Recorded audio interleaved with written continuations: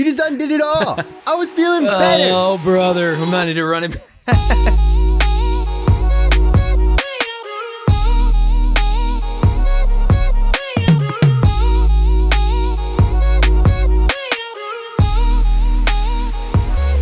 Sports suck. Don't ever love anything. The thing about sports, it's just a bunch of build-up for the inevitable disappointment. Yeah, for sure. Growing up, South Carolina fans definitely hits home there with that one. Have you ever had a football team win a championship that you've pulled for? No. And that includes 2 NFL teams, right? 49ers and the Panthers. Yeah. 3 that I was fans of during the Super Bowl that they lost. Mm-hmm.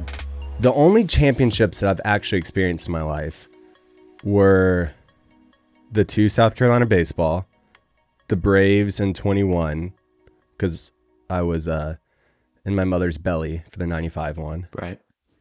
And then I guess South Carolina women's basketball. That's it. Yeah. Same for me. It's tough, man. Real tough. That's why we're big baseball guys. Big baseball guys. It's a baseball pod now. Now it's basketball season. South Carolina's looking like a basketball school right now. Yeah. And then we've got baseball. The Braves are still in good position. I feel like South Carolina baseball has been slowly climbing back. South Carolina baseball is currently underrated. 2 preseason All-Americans, and they're ranked like 20th. So maybe there's next year. No, there's this year. There's this year. Next season. This season. They're going to the College World Series. You heard it here first. It's happening. They're winning the College World Series. If they go. Dude, it's just... When they go. The Braves, such a disappointing year. Really thought the Niners were going to do it. Really thought they were going to pull it out. Earlier in the game, I got really nervous later on, but we'll talk about that part later. But I guess this is the fate of all but one team every season. Yep. Well, at least you got to experience a Super Bowl with your team in it, and it was a close game. This was probably the closest game for a Super Bowl of your favorite team, right? Yeah, it had to be. Yeah, I mean, there's only been one other Super Bowl overtime. Yeah. And I mean, this one had both teams scored in overtime. So, I mean, I guess I don't want to be positive, but if I was positive, objectively for football fans, this was a good Super Bowl. And overall for you, I think it was a good Super Bowl too. Aside from it could have been worse. Yeah, it certainly could have been worse. So at least it was an entertaining game. It sure was fun. I didn't like it. Watch that. Ridiculous. I had to get my dog Copper some food, and I figured halftime would be the perfect time to do it. I mean, it is fair that with the Super Bowl, I'm not crazy about commercials. I mean, but they're somewhat more entertaining than the rest of the year. Halftime's a big show. It's just kind of like you're on for a few hours straight. It's a long time. Yeah, so I had to take a little break, get Copper some food, because otherwise he was going to starve. So figured that was the time to do it. I did see at the end when Lil Jon came in, though. That was kind of cool. That was before or after the rollerblades. Did you see Usher on the rollerblades?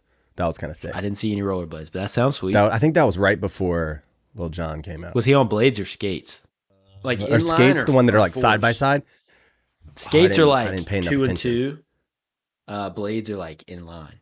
I'm looking that up right now, though, because we need to know this. Yeah, we need to know. But there's one right answer about what you're picking. And it's got to be the blades, right? Is what you're saying? Yeah, I would say. But if you think about it, I guess... Yeah, he's on blade. Or no, he's on skates. It looks like 2 2x2s. I feel like there's certain songs where you have to be on blades and certain songs where you got to be on skates. Maybe he was like throwing it back to the roller rink days because everybody was on skates then. Yeah, I'll take the skates on that one, I guess. I was just doing breathing exercises during it. My heart rate had to have been sitting at least 120 the whole game. I bet, man. My heart rate was up, and I didn't have a dog in the fight. I couldn't sleep for hour and a half, 2 hours afterwards, just because I was hyped up from the game. So I can imagine. I felt bad for Caitlin. Like the second the touchdown, like MVS caught the touch, or McCole Hardman caught the touchdown, I turned off the TV and just didn't say a word for, I don't know how long it was. She said it felt like a few minutes.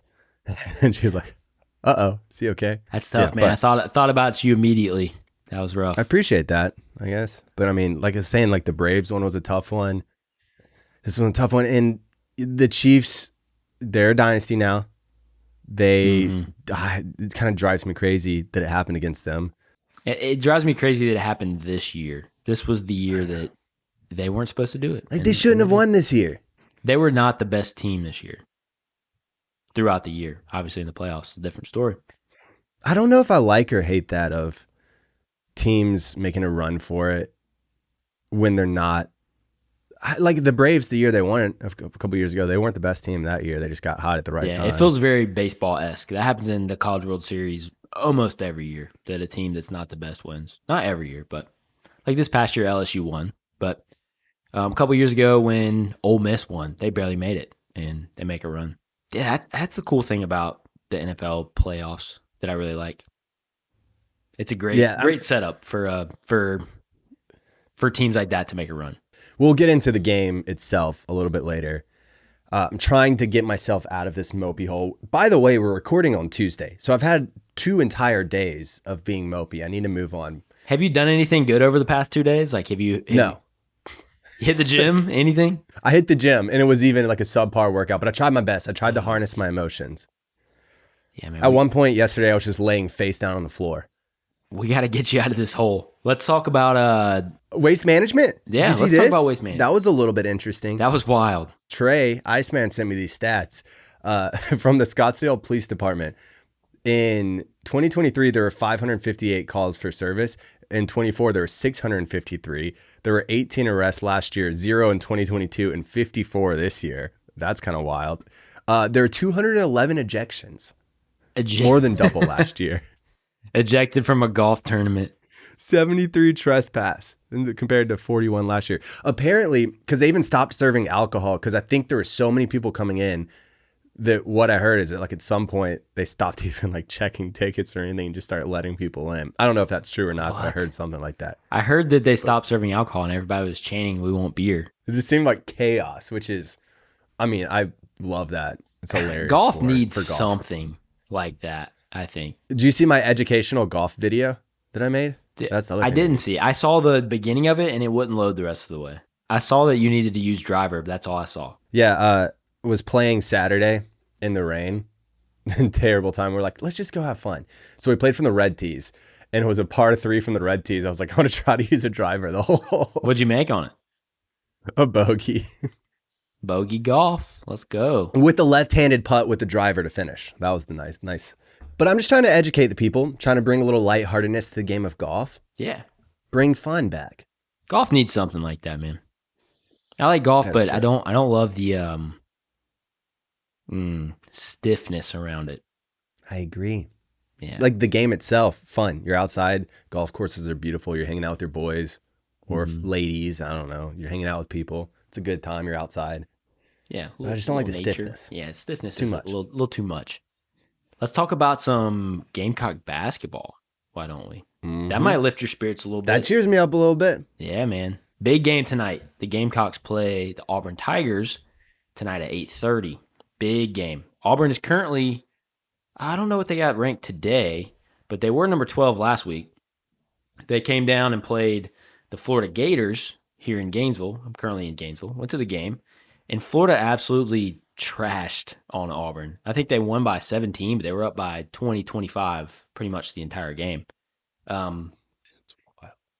We need a big win tonight. It's at Auburn. Auburn's played particularly well at home, hasn't played well on the road. But if we get another top 15, top 20 win, looking at a high seed.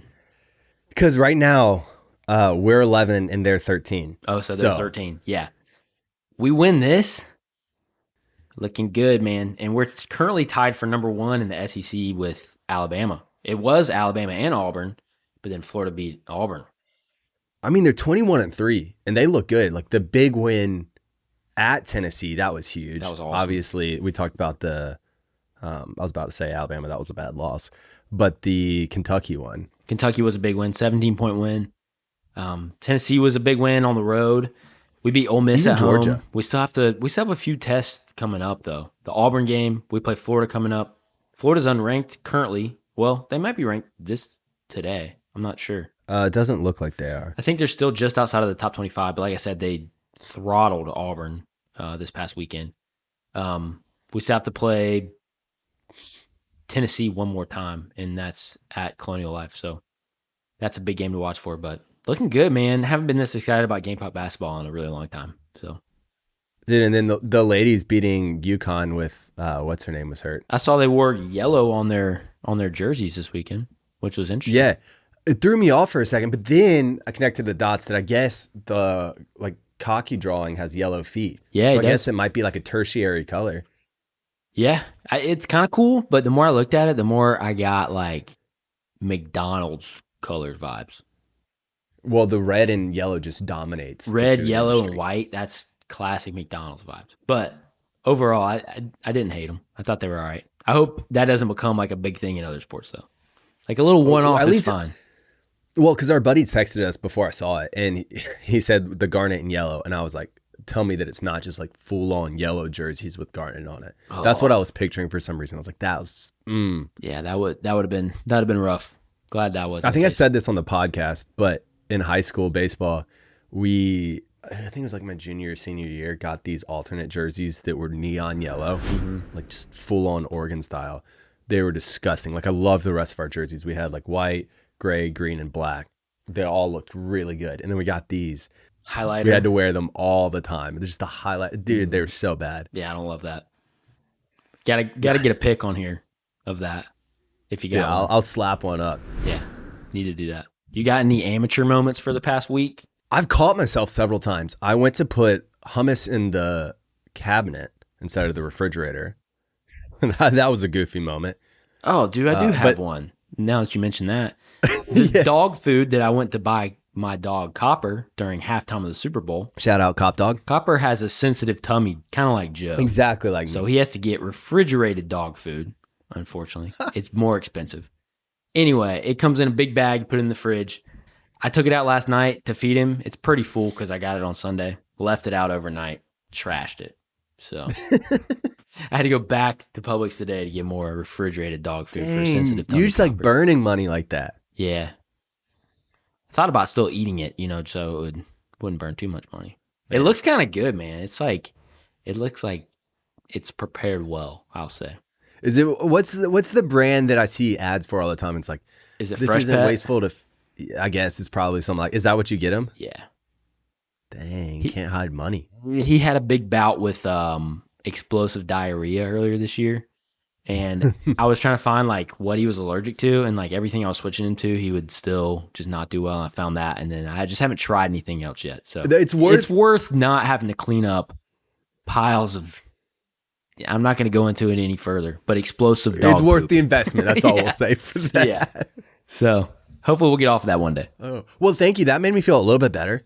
Yeah, I just heard, with the hummus deal, you actually didn't Yeah. do that. I actually did this with the dog. Right. And I was also meaning like I'm not thinking about the game as much, and so it makes me feel better.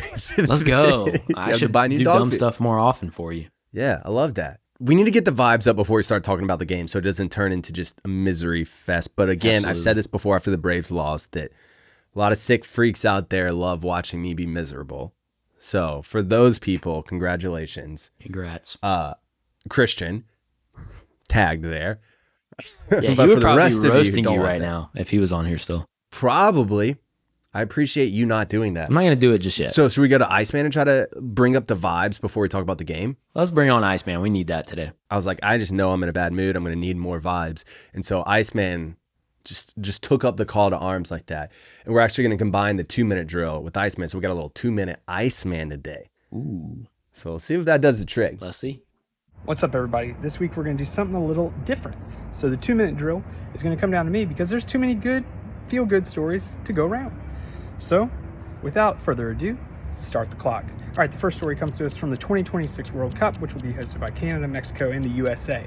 We all know the host cities have been determined and where these games are going to be played, including the knockout stages. So the important factor here is that you got to notice the USA has to get pretty far in order to play in some of these games in certain cities. I will probably be in Atlanta selling my family fortune in order to get there. But in the round of 16, there's a very, very intriguing matchup because at Lincoln Financial Field, the home of the Philadelphia Eagles, on July 4th, 2026, a round of 16 game will be played. And let me tell you, give me USA versus England or give me death. The second bit is that Packer CEO Mark Murphy has had to deal with the fact that he had to hire a new defensive coordinator, which he did find in Jeff Hafley, former Ohio State defensive coordinator, as well as head coach at Boston College, who took the job. However, this wasn't after several applications, including a gentleman named Bill, who Packers CEO Mark Murphy was nice enough to write a kind rejection letter to. In the rejection letter, he said, "Listen, regardless of your fantasy football experience, we really appreciate your application. I hear the Bears have an opening. Maybe you should look over there." Not a bad move at all by Murphy to give us a little humor in the coaching carousel that we're just trying to keep up with. And lastly, the real unsung hero this week is Pau Gasol. Yeah, the former Lakers big man and across the league is somebody that was just playing the game right in that same era as guys like Tim Duncan, Kevin Garnett, and so on. A big man with a big heart. He was named godfather to Kobe Bryant's kids, and this week when Kobe's statue was revealed at the Crypto Arena in LA, he was there standing by Kobe's late wife and his daughters. You see, Pau has gone above and beyond being just a shoulder to cry on, because he has been at ballet academy recitals. He has been at golf matches. He has been at basketball games. Pau has gone so far above and beyond the calling that Kobe asked him to be his brother's keeper. So here's to you guys. Y'all are this week's unsung heroes. Elite time management there by Iceman. Execution. Kind of reminds me of Patrick Mahomes' 2-minute drill. You just undid everything you just did. You just undid it all. I was feeling better. Oh, brother. Who minded to run it? You sick man. Sorry, I had to do it. Had to do it. Dang, the Pau Gasol one though. That's touching, man. That's awesome. I mean, I what feel a like good godfather. that's everything that Kobe could have ever wanted. Yeah. In a friendship like that, it's like, yeah, sure. What he wants is like if he's gone, Yeah. it's like someone's looking out for his family like that. That's awesome. I didn't realize they were that close, but I love that. I didn't either, but that's what Iceman's for. So, and then obviously, it's gonna be U.S. England in the World Cup. Dude, that would be so awesome. That would be sick. Imagine losing that game though. That would hurt really badly. We gotta win. That is true, but also you could look at it as like throwing a bone to England because they've had a tough time since 1776. Yeah, that's the matchup we want. We're not scared of it. We want that. We want that England's one. not ready for Philly fans, man. I know England gets crazy, but That's the one time that I come around the city of Philadelphia. yeah. As if we're talking about independence. Yeah, if there's one place I want to play England in a rowdy environment, I'm taking Philly for sure. That's one thing we'll give you, Philly fans. You're rowdy. They're That's rowdy. for sure. You're rowdy. That's what they're good for. There's no doubt. Oh, then the Packers one, that's hilarious too. Just like a fan writing in, he writes back and he's like, "Thanks for your cover letter and resume and all that." Check out the Bears. Yeah, he goes, "I hear the Bears might have an opening." What if the Bears actually gave him a job? And he turns out to be nasty. And he turns out to be sweet. Turns into like the classic villain story. Should we write a movie for that though? Because that would be a blockbuster, just banger. Ooh, what do we call it? Think about that. Ooh. I feel like this is where you're good with. Yeah. Gotta be something with Packers. Cheese. Something with cheese. Something with cutting the cheese. Cutting the cheese. Shout out Copper. We'll come up with something good. We'll come up with something. Hey, just stay tuned. There'll be Stay something there. tuned. Something good with cheese. At this point, I'm just delaying. So let's talk about Super Bowl. And where do you start? I feel really bad for the 49ers because they played a great game overall. Overall, well-executed game. But the mistakes are definitely what killed them. No doubt. Dude. Mistakes are, I mean, the fumble. Hate that for Christian McCaffrey. They were moving the ball. He was running super well. The fumble hurt a lot. And then obviously the punt fumble. Yeah, that's the one that really gets me because any account that I've heard of someone in the stadium said that the Chiefs offense were just walking on and off the field, that things looked deflated. And you get in a great stop, they punt it, and then it clips, like just the sequence of events, that it clips the heel, and then you're trying to recover from it. And I cannot explain this. I think I might have even texted you this during the game, but I just had a sick feeling, like a pit in my stomach right before that punt. And I did not watch the punt. I looked away. I was like, what happened was what I thought was going to happen. And I don't know why. Maybe I spoke it into existence, but Maybe you read the script by accident. yeah. Shout out NFL for being rigged. Yeah, it felt like at some point in the game something was going to happen to swing the favor into the Chiefs or for the Chiefs. And that was it. That was the punt. Obviously don't think that part was rigged necessarily. Imagine the logistics of trying to rig all of those things.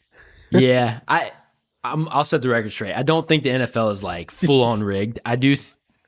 It makes me wonder: are there things that are called from time to time to aid certain teams? I don't think it's rigged.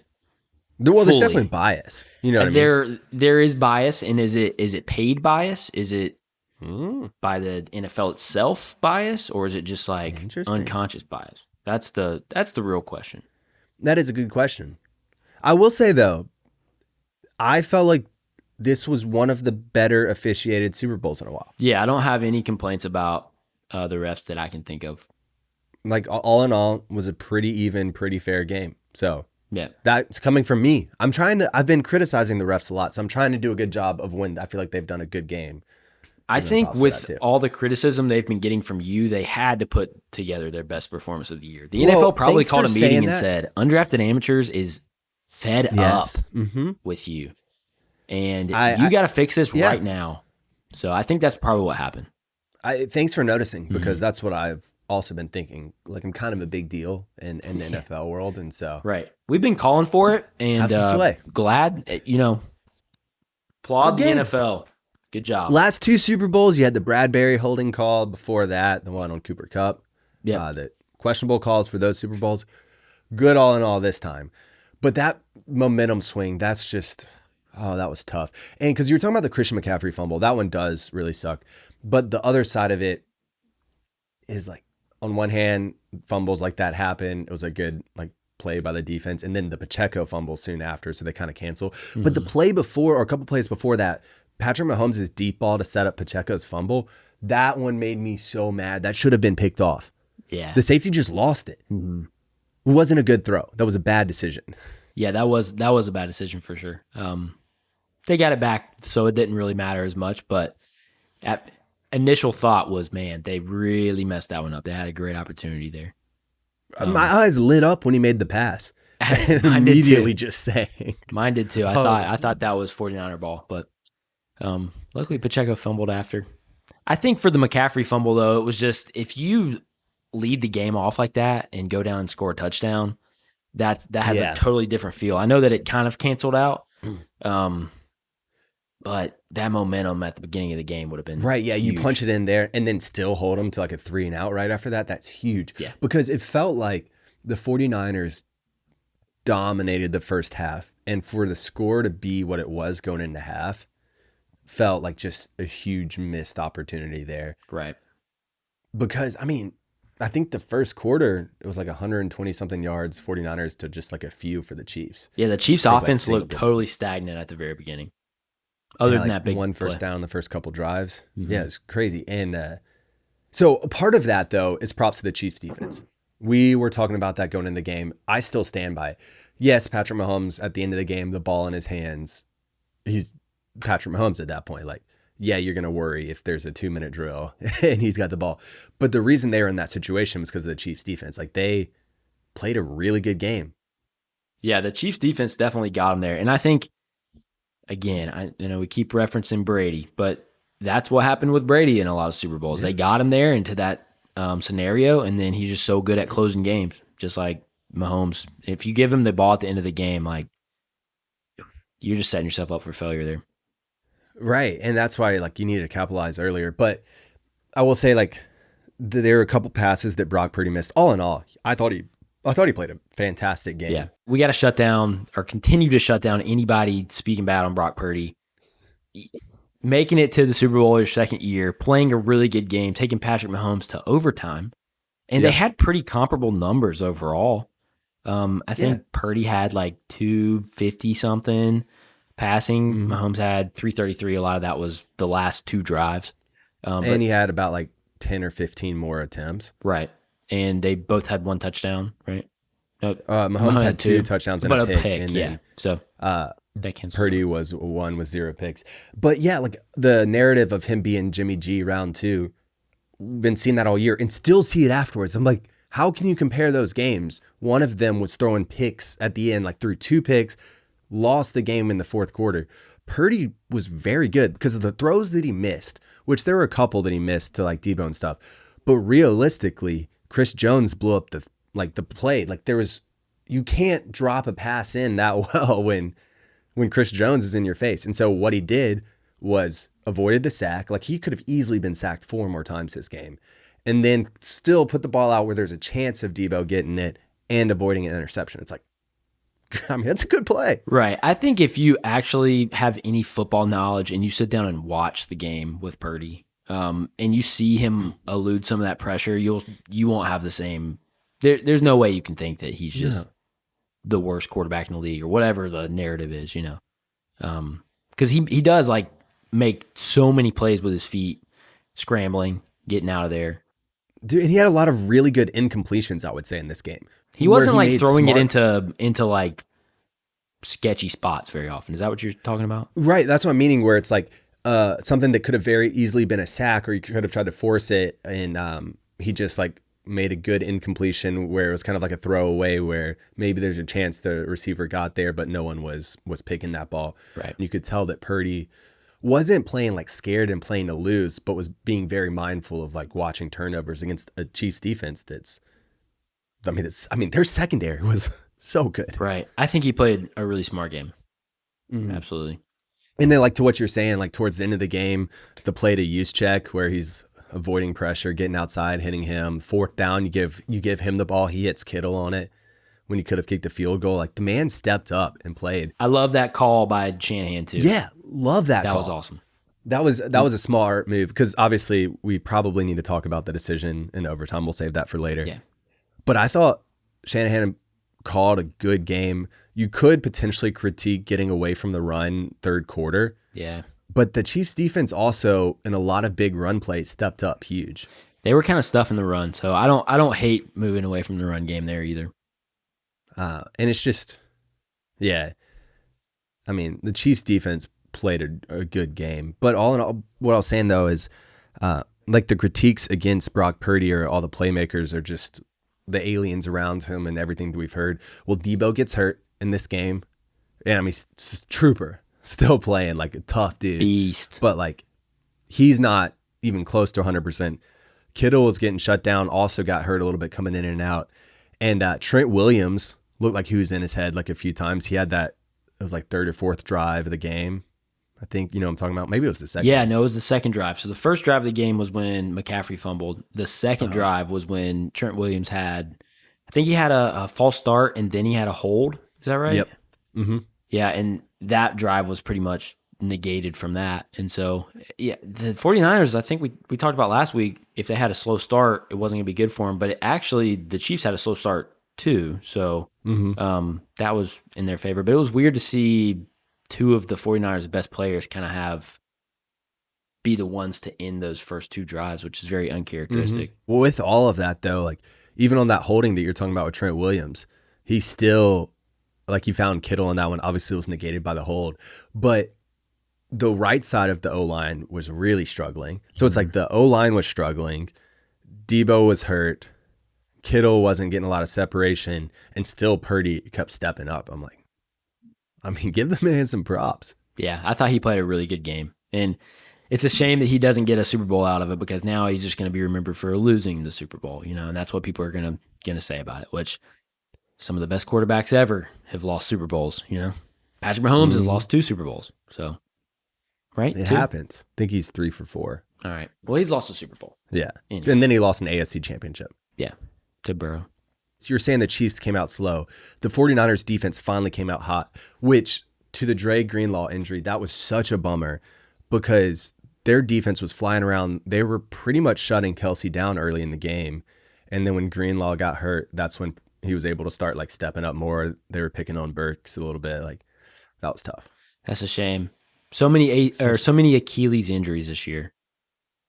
Such a fluke one too. Like that's running out on the field. That's just, I feel for the dude. That's tough. Yeah, that's tough. He has a really cool story that I wasn't aware of before this week. Yeah, like are you talking about with like his high school coach bringing him in? Yeah. And I think I might be wrong about this, but I think they went on to adopt him when he was like 21 or something, which is like really cool. Yeah, I think so too. That's sweet. Sounds like he's gone through a lot of adversity, and sucks to happen at the Super Bowl. Man, that was tough. I mean, at the end of the day, this was a good game. Oh yeah, as a football fan, it was a really good game. Entertaining. It was a good game. And then what ended up happening, because the Niners weren't able to capitalize early, you give Patrick Mahomes the ball, go down, tie field goal. The missed extra point. I'm going back and forth because on one hand, obviously you could be like, you miss overtime if you have a 1-point lead. But part of me thinks the Chiefs would have scored at the end of the game to win it. Yeah, if they had to get a touchdown. They still had time. I feel the same. It's so huge. Like, you obviously want to hit that extra point because you make them get to the end zone then. Mm-hmm. And that's definitely different at the end of the game than a field goal. But the way they were moving the ball, I think they probably would have scored too. It's interesting because when I think about what were the big things that changed the game, to me, it's the Dre Greenlaw injury and then the punt. I don't know with the Moody blocked extra point, which was like a little, like he had a low kick on it, which was tough at that. I'm like, oh man, I could see it going either way. Like I would say like that could be a big difference, but also, I don't know. Yeah. You know, what do you think about that? I'm with you. I don't think it was the biggest difference in the game, but you absolutely want to have that, you know. He did come back huge, making that long field goal right after that. So he made up for it there, but yeah, I'm with you. I don't think it was one of the bigger ones because the Chiefs probably, I don't know, that's kind of dumb to say. It was pretty big because it does change the game. I think it just feels like that because it's Patrick Mahomes, right? So you just expect them. Yeah. Yeah, and then if they do score there, then they win immediately and you don't go to overtime. So also, do you play defense differently if you know that they have to score a touchdown? Because red zone becomes way more dangerous in some ways. I think so. And I think, unfortunately, they probably go more prevent defense earlier on. You think so? It seems like that's what everybody does, and I hate it. I hate it. Maybe they wouldn't have, but it seems like every time there's a scenario where you have to get a really long way in a short amount of time, they do the prevent defense. You just check off, or check down, and then you switch to something different when you're in the red zone. But it's hard to say. It's like, exactly. or you do like a soft zone or something, even if it's not like full on prevent. It's just like chunk of yards. Right. Which doesn't make sense to me because, and they didn't fully do it, but like in this game, they were able to play shell defense like pretty much most of the game. Like up front, they were getting pressure. We're able to keep too high the whole game. And so like, if you have that, you don't need, you know what I mean? Like leave them, let them be your safety net. Right. You would think. But, And they may have done that, but I feel like that probably would have happened if that was the case where they had to score a touchdown. I mean, I guess we'll never really know that. Speaking on that, I loved Spagnuolo's defense in the fourth quarter. Dude, I was just about to say that because I thought Wilkes played called a good game for the most part. Like the 49ers defense was great. But Spags, man, like every time that they needed a big play, he had something crazy drawn up. You knew that pressure was coming, but it was disguised and it just blew up. Like Chris Jones was running free on huge plays. Right. Like the scheme and things that they set up for him was so good. He's really good, man. So they were talking about it. I didn't realize he was with the Giants the year they took down Brady on the 18-0 season. I didn't realize that either. Should have probably known that. Yeah. He's good, man. Dicing it up. Yeah, Andy Reid and Spagnuolo on the same team, man, that's bound to make it back, unfortunately. It's too early to say, but do you think they could three-peat? Dude, if they could win the Super Bowl this year with the team that they had, why not? Definitely think it's possible. Especially if they got to get some wide receiver. Yeah, because it's like their defense. Their defense is why this they year. were here.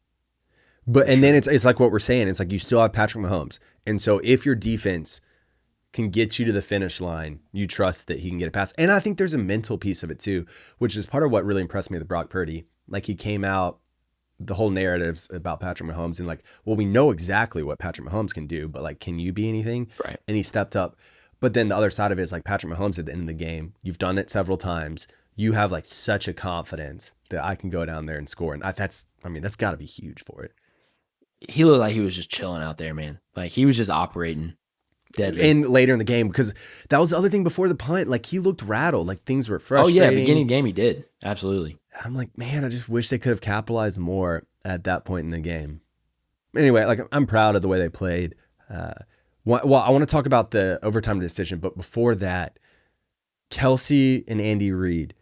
My thought on this first is, yes, it's a bad look for Kelsey, but it drives me crazy that they're always like on the sideline looking for incidents like this with players and then just like put a microscope on it or magnifying glass, because in the moment, you've like to survive in a football game, you've got to be riding on adrenaline. You got to be pumped up. Like in the heat of the moment, he did something that he wouldn't have done outside the heat of the moment. Yeah, it was a bad decision, but it's just like, I don't know. It rubs me the wrong way that then it just gets blown up from that. I see what you're saying. I don't like it. Andy Reid's old, bro. He came in and like almost knocked him over. He's a fragile man. Yeah, Andy. We got to protect Andy Reid, and they may have that. They probably have that relationship where that's maybe acceptable. I'm sure they're like really tight. They've been working together for quite a while. Won some Super Bowls together. You know, I don't love it though. Well, that's what I mean. Like, I don't love the actual incident itself and doing that, but you're also thinking it's like you're so hyped up on adrenaline. You're like running over your passion. Like you think that if you're in the game, that would have been a difference. And so you're like running over and you like grab more aggressively than you mean to. You know what I mean? It's like all of these little steps. He that are came different in hot though, man. Like yeah. hot. So I get what you're saying, but be gentle on Andy. Gotta protect Andy. It looked rough, but you know, Andy didn't seem to have any hard feelings after the game. He also had just won the Super Bowl, so it's kind of probably hard to have hard feelings if you are going to. But he played it off like he was basically saying, you know, Travis is just a super competitive guy and he wants to win just like I do, and I respect that. So, I still don't love pushing Andy Reid. Yeah, I guess. I mean, if he wouldn't have like almost knocked him over, I don't think it's a big deal. I think that's the big deal part about it. But again, they may have that working relationship. Don't want to. We're on the same page with it. Like, obviously, the move was a bad decision. I think I'm just more rubbed the wrong way that it's immediately like on the broadcast, let's show this, let's talk about this. Mm-hmm. You know what I mean? Like, that's the piece that rubs me the wrong way a little bit. That's fair, I guess. But anyway, you're right. He's an old man. Can't have elder abuse on the sideline. Yeah, dude. Protect Andy Reid, man. Do you think that Patrick Mahomes could go in and do it without Kelsey and Andy? I think that's going to come up at some point in his career. Right, because people ask that of Brady. Yeah, and I wonder if he will. Go down to Miami? No, gotta go to a Florida team. Can't do the Bucs. This guy. We're good. Yeah, but later on, Tua might be like, let's protect the brain. Yeah, after Tua bounces. Yeah. After Tua wins a couple championships, obviously. I could see that happening with Mahomes one day. He's on a 10-year contract, though, so. Yeah, getting paid. Yeah, he's getting paid so much money. But I think that will come up later in his career, and I wonder if he ever will try to do that. That'd be interesting. I would love to see that, actually. I loved when Brady did it. I think that's what made me respect Brady like even more. Him leaving and winning in a different spot. I'm like, all right, there you go.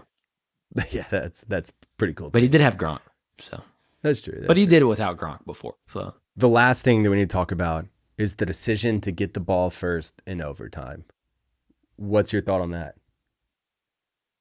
I honestly think I would do the same thing. Because I kind of agree, but go ahead. Because you want to go down, you're planning on scoring a touchdown, right? That's the goal. You want to go down, score a touchdown. So if you go down, score a touchdown, the other team goes down, scores a touchdown, you get the ball back, and you have a chance to win. And if you do it the other way, the other team has a chance to win. So I think you got to go into it thinking we have to score here. We have the ball, got to score. And then obviously if you stop the other team, you win. Even if they score, you have a chance to go out and win. So I think I would take it there. On the flip side, though, I saw the Chiefs come out and say they had a plan. They had a plan for it either way. They were saying if they if they had to score a touchdown to stay in the game, they were going to go for 2 to try to win it right there, which I also like. So I think both sides have a good argument. I don't know that there's a wrong or right call. One, I would love, like, if you're going second, the other team scores, you go for 2. That's like what the Chiefs were saying. So we're not going to give the ball back to you with a chance of winning. And then obviously if you get the ball first, you go down and score and come back. The biggest argument against what the 49ers did was people saying it's like you're giving Patrick Mahomes then 4 downs. It's like if you get a field goal, he's in 4 down, he's going to score down. He's going to score something if you give him 4 downs going across the field. Right. I get that. Also, I think the Chiefs probably would have gone for it on that early 4th down, even if they had the ball first. It's like a crazy enough thing, but you have Patrick Mahomes, you have this confidence. I could see them going for that either way. I could see that too. And then the piece to me, and I've heard people talk about both sides of it, but the Niners defense was a little bit gassed going in, and the Chiefs defense was also gassed. So you were trying to capitalize on them being gassed and recover a little bit before you go out there and try to stop Patrick Mahomes. And that to me was like a big deal, because I've heard people be like, well, it's a Super Bowl, you just got to play through it. It's like, well, yeah, they're not going to like take reps off, but you're not at the same percentage you'd be if you recover a little bit more. Yeah. And so it's like, you think he's going to do this, you're putting your best foot forward either way. I get all that. I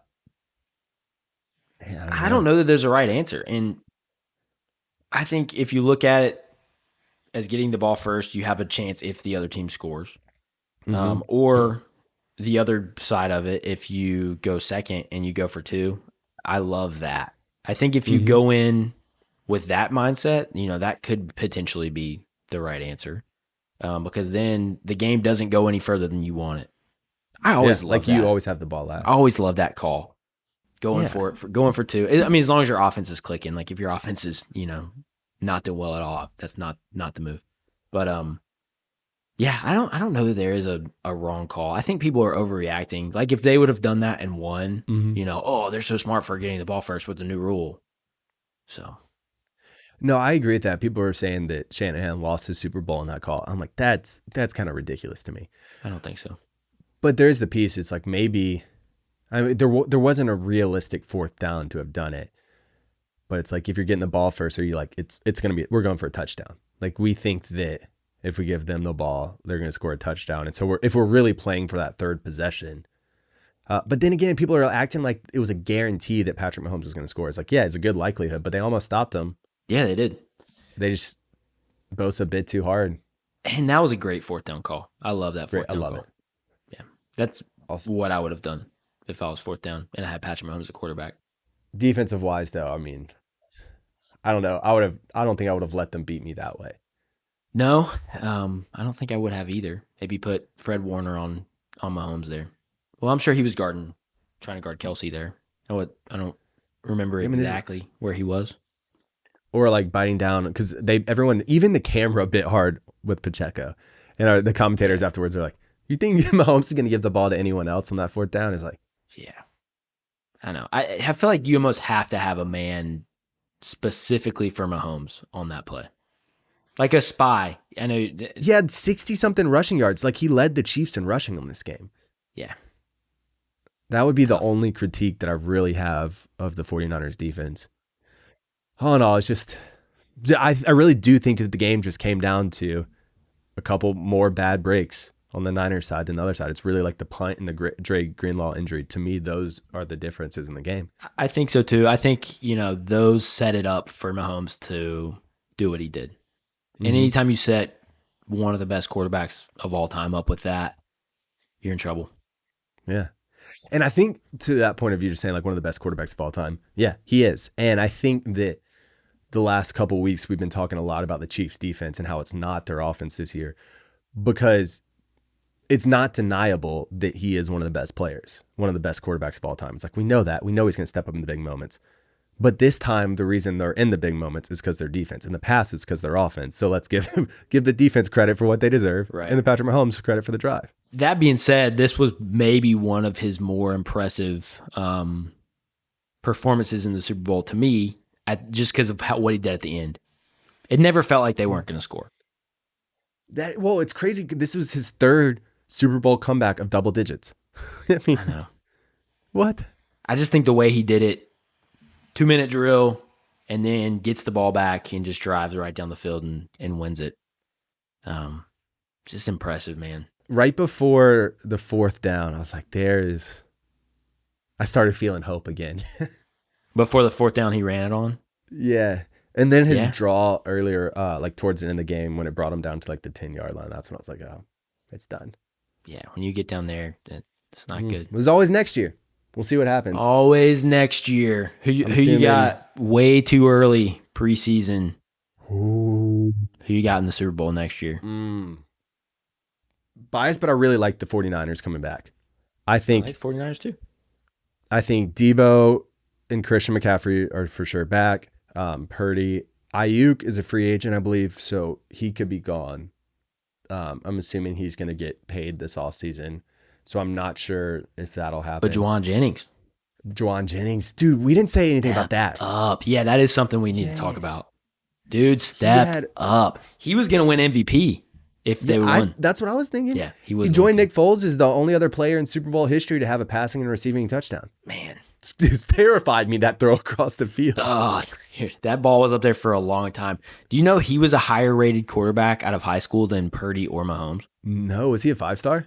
He was a high 4-star. He was the number 6 quarterback in the nation out of, I think, Murfreesboro, Tennessee. Yeah. And then he went to Tennessee and played wide receiver. He was a beast at Tennessee. I don't know if you remember him there.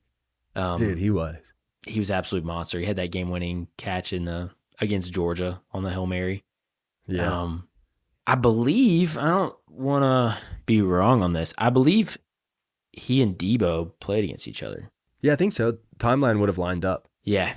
And I'm pretty sure it was a game, not the one we went to in Tennessee, but I went to it with my dad. And I think this is the game we scored first, and then Tennessee just air raided us the rest of the game, and he had Juwan Jennings, probably 200 yards catching. But dude, yeah, he stepped up big time. Mm-hmm. Yeah, he looked nice, dude. He breakout game. Mm-hmm. And he blocks hard, he plays hard.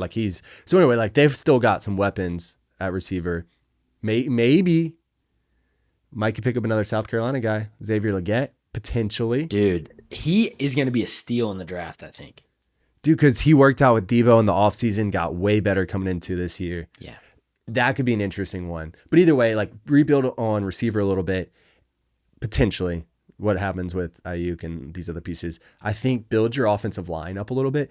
I feel like the 49ers get treated like they have an elite offensive line because Trent Williams. Yeah. The rest of the line is like struggles a little bit. Mm-hmm. You saw that this game for sure. They didn't have an answer for Chris Jones. So those pieces, do those. I like the 49ers coming back. Then on the AFC side, early prediction, I don't think it's going to be the Chiefs this year. Man, I mean, I would love to say it's going to be Dolphins, Bills, Bengals, and then potentially the Chiefs fighting it out. Ravens could be back.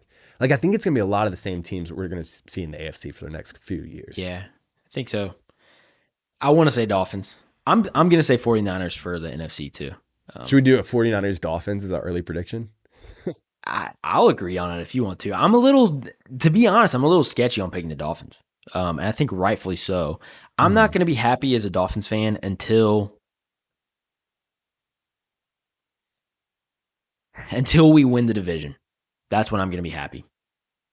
So I won't be happy. We could go 10-0, and I'm still going to be like, I don't know. We'll see what happens because the past 2 years, and a lot of it's injury related, but man, we've looked great. Coming out of the gate so hot. Absolutely great. We looked awesome. And then, things slowly start to fall apart. Froze. I think the big slip up for the Dolphins this year was the Titans game where they were up by 14 and lost with 2 minutes left. So you win that game, you win the division. So many opportunities this year. So I'm a little sketchy picking the Dolphins, but I think the Dolphins may be one of the most talented teams in the AFC for sure. I would love to see it happen. We're gonna go to the Dolphins Niners game in Miami next year, right? Dude, we got to.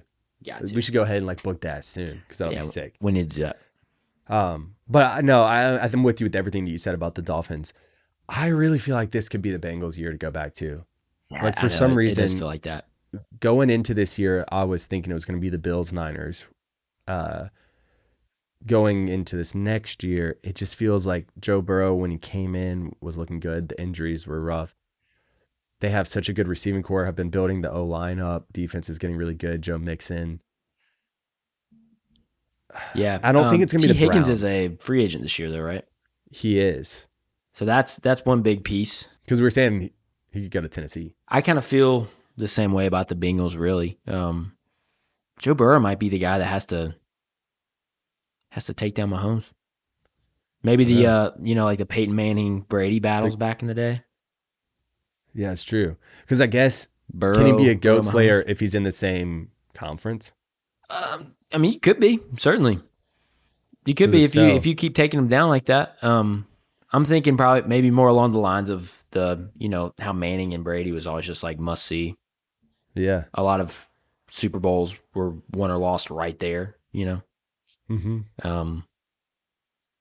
So, yeah. But it feels like a year for the Bengals coming up. Yeah, it does. Bengals are Well, good. I like that. So I'm actually, no offense, I would love to ride with the Dolphins. I'm going to lock in Bengals Niners. Dude, I'm gonna lock in Niners Ravens for next year. That's what I really wanted to see this year. Yeah, I'm gonna lock it in for next year. The Ravens just look so good all year long. Mm-hmm. It does worry me that they have not made a run in the playoffs yet, but I feel it, man. I think they do. I think if they don't play the Chiefs, if somebody else beats the Chiefs, they can make it happen. So Niners Ravens for me. So maybe like the Bengals and the Ravens mean the AFC Championship. That would be sweet. Somebody would not Mahomes there. Not that I like super dislike him. Yeah, but it's just time to mix it up. Mix it up. I don't want to see him three-peat. Well, I'm with you there. 3's too much. Should we go ahead and jump into the draft then? Absolutely. So this episode, we're drafting kind of like most confusing mascots or most wildest, also known as just wildest. Most wildest. Most wildest. But yeah, any sport, college above, so no high school mascots. It could be the combination of nicknames and mascots or just things that don't make sense. Maybe that's what we do. Mascots that don't make sense. There's a lot of mascots that don't make sense. Yeah, Which you got ones first make pick. the most not sense? Most make no sense. Most nonsense. Most nonsense. Who got first? Who gets first on this one? You get the first pick, and I get 2 and 3. Ooh, boy. Ooh, this is one I'd rather go second, I think. Yeah, I would Although too. I do have a clear-cut number 1. You have a clear-cut number 1? Yeah. Dude, there's some weird ones out here. Yeah. My number 1, I didn't even know what this was. I had to look it up. And I may be saying it wrong. So sorry, St. Louis Belliculans, if I said your name wrong. What is that? I don't even know which one that is. It's actually it looks like Billykin. So I'll read the description of it here. During the 1911 season, according to one version of the story, a local sports writer, blah, blah, blah, John R. Bender, named the team the Bender's Billykins because he had an uncanny resemblance to a charm doll called a Billykin, a national fad at the time. So somebody named the team after a doll that looked like the coach. That's St. wild. Louis Billykins. We'll have to put a picture of it on the pod because it just looks ridiculous. That is a kind of a haunting mascot too. Yeah, it's weird. Like I can't think of a weirder one. I'm excited to hear yours. Okay, so mine, it isn't as weird as that. This is more of just the confusing ones. And bias is 100% kicking in for this first pick. I'm going to go with the Phillies. The Philly Fanatic, also the name Philadelphia Phillies. Imagine any other city. We're doing like the Charlotte Charlies. That's Charlie's. ridiculous. I mean, that'd be kind of cool. Charlie's. The Charlies. Nah, I'll be stupid. The Charlotte Phillies is Charlies. dumb. It's wild. And then you have the Philly Fanatic, which is, I don't know what it is. Is it like a Muppet? It's like some green creature, which maybe that's the depiction of a Philly, aka a Philadelphian, in which case, I'm kind of on board again. It makes But sense. it Think about confuses me. Always Sunny in Philadelphia. Think of Danny DeVito. And their That should actually be their mascot. that would be sick. Danny DeVito. All green Danny DeVito. Yeah. So that's one. The Fanatic / Phillies, that combo I just still don't get where you get the Muppet from a Philly, which is already stupid because you're just saying a cityer. Right. Even the New York Met, like a Metropolitan, that's better because at least you're not like the New Yorkers. Yeah. New Phillies York, is New a weird Yorkers. name for sure. Anyway, 2, I'm going to go the Browns because it's a helmet, a color, and an elf. Yeah. Just doesn't make sense to me. No. And a dog. And a dog. Is it supposed to be Yeah. brown dogs? You got, a dog, an elf, a color, and a helmet. Yeah. Odd. Odd. Definitely odd. And I don't love the colors either. They kind of have some cool jerseys though, I will say. But Their alternate one, the all white one, is yeah, sick. that's the one I'm thinking of. That's kind of sweet. But the That's a nice colors one. are brown, rather brown. All right. Let's see. There's some weird ones here. All right. Number 2, I'm going the Evansville Purple Aces. Ooh, is that a minor league team? No, it's a Missouri Valley Conference basketball team. So it's a college team. And the way they got this name is because a losing coach made a joke to Evansville's coach. He said, "You must have an extra ace up your sleeve." And I don't know where purple came from, Yeah. but that's how they got their name. So they're the Purple Interesting. Aces, and who knows where purple came from. I like this because we're kind of mixing it up. Like yours are just like, how did you get this name? And mine are like, how do these pieces make sense together? I like that. Right. Are most of yours like that? Most of them. So hopefully then we don't take each other's picks. That could be kind of nice. Yeah. Yeah. Kind of nice. For a minor league team, I'm going the Lehigh Valley Iron Pigs.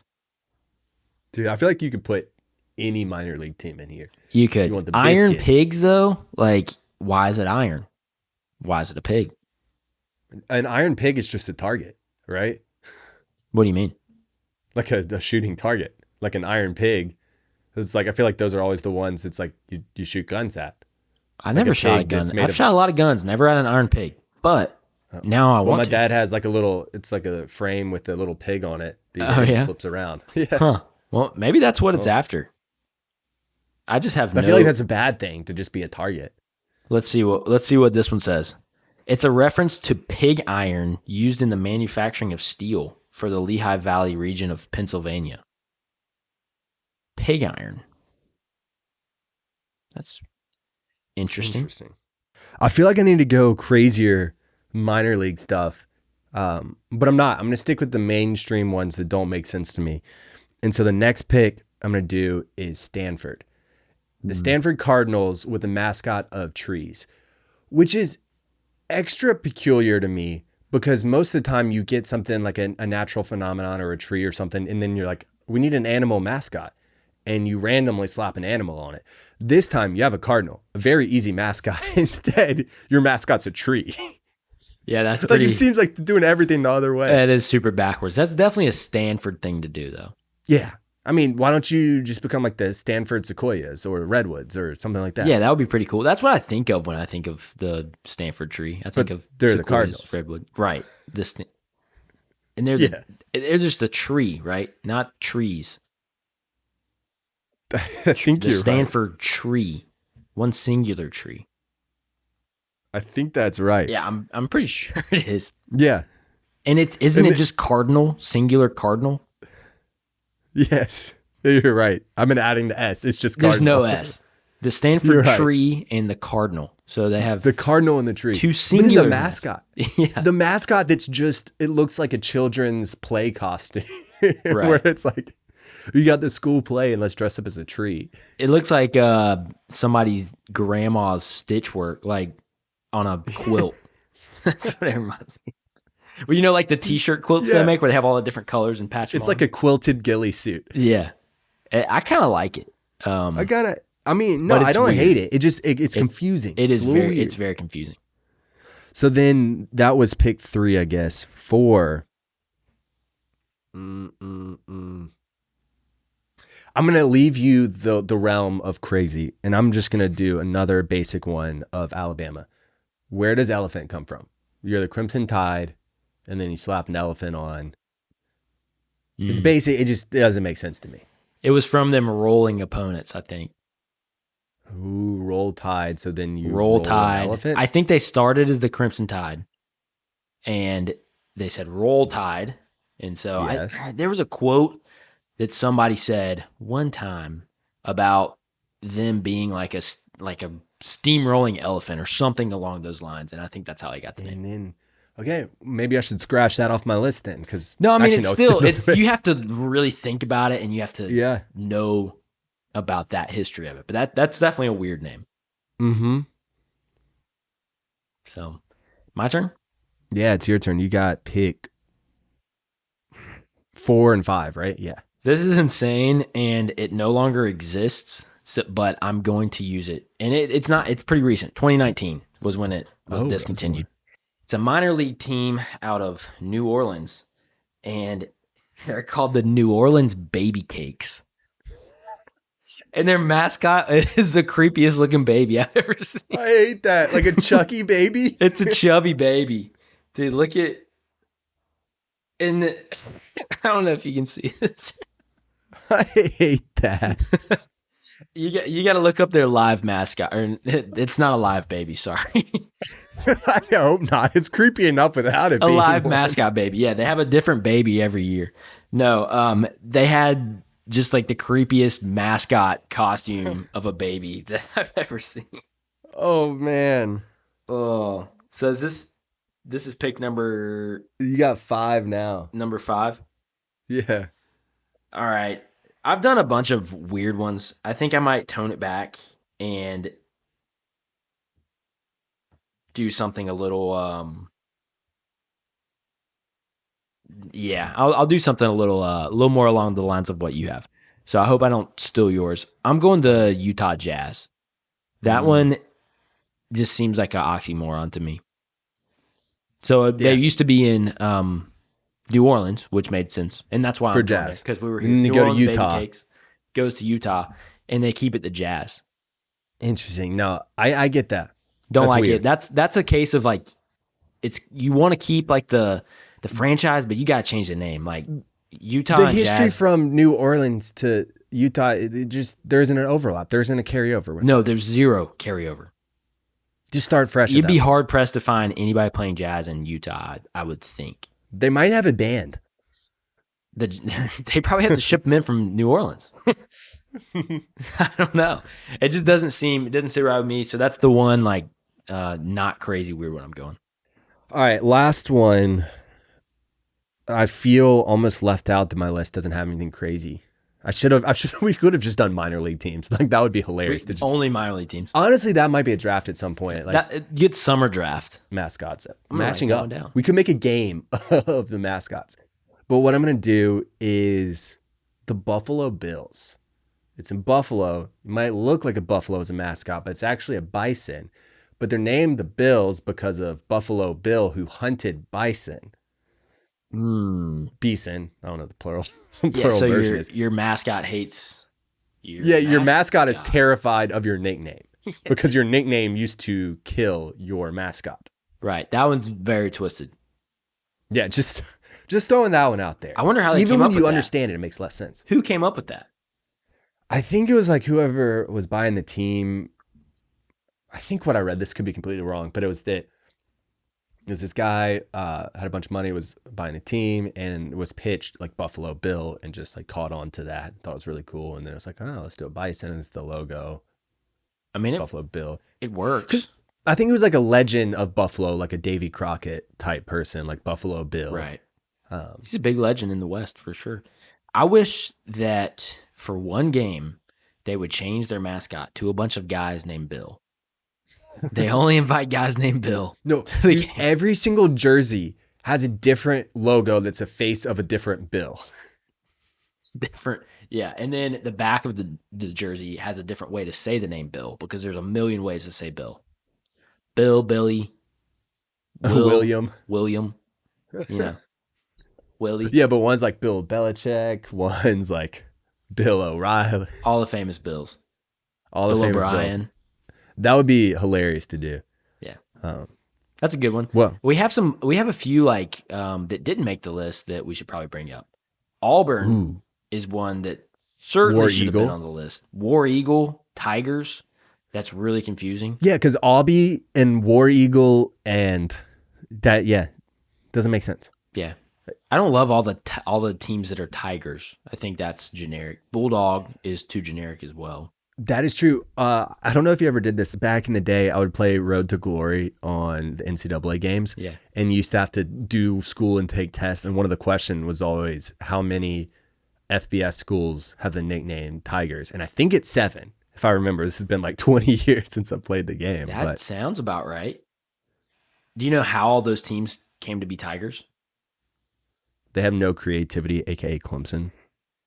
The one I know is Clemson came to be the Tigers because they were copying off of Princeton, who was the best football team at the time.